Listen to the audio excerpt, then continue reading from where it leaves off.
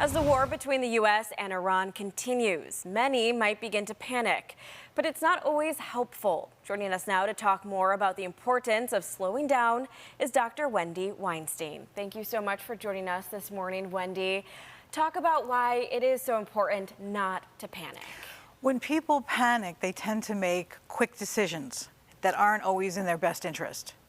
Sometimes we can't help but panic, but you have to take a deep breath. You have to give yourself some time and not make a decision in the heat of the moment, because that's going to have possible negative ramifications for not only you, but for the people around you.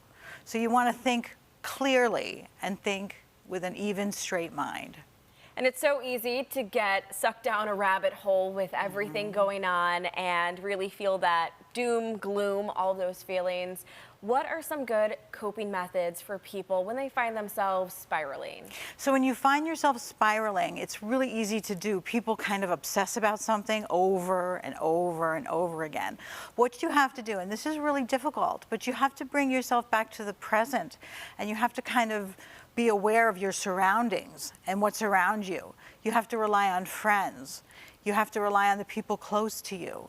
You have to do things that normally you don't want to do, like maybe you exercise. Go exercise, avoid alcohol, get enough sleep, pay attention to the people that are with you.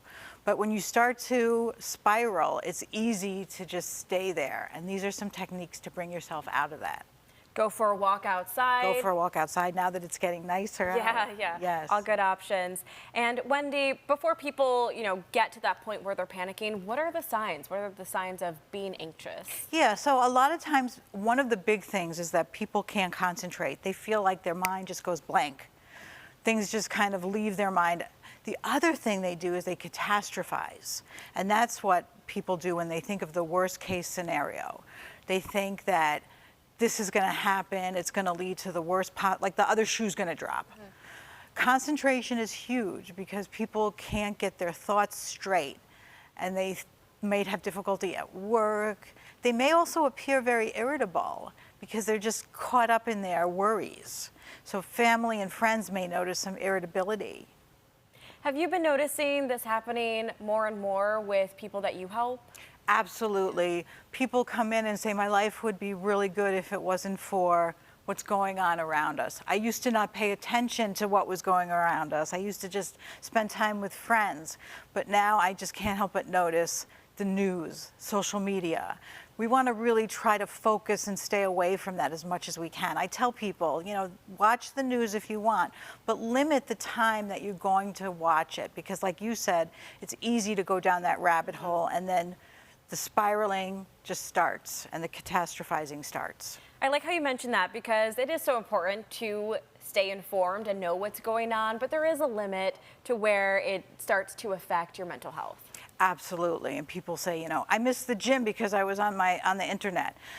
Go to the gym. Go take that class. Go with your friends. Shut off the phone. Shut off social media for a little bit. And Wendy, when does it get to a point where you need to seek medical help? I always tell people, if they think to themselves, should I? Then the answer is yes. When you're questioning, do I need help? Then you should seek help.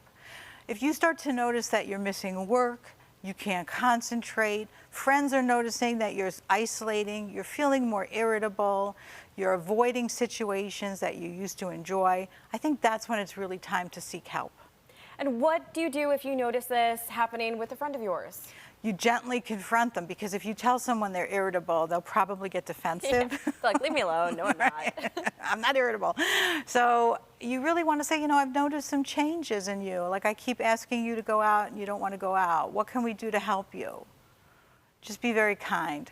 A very gentle way to We have to be kind to each other. Yes. All right. Thank you, Wendy, for joining us this morning and talking about this. We'll post this up online later today at WIVB.com. And stay with us. Mike has another look at Buffalo's most accurate forecast when Wake Up returns.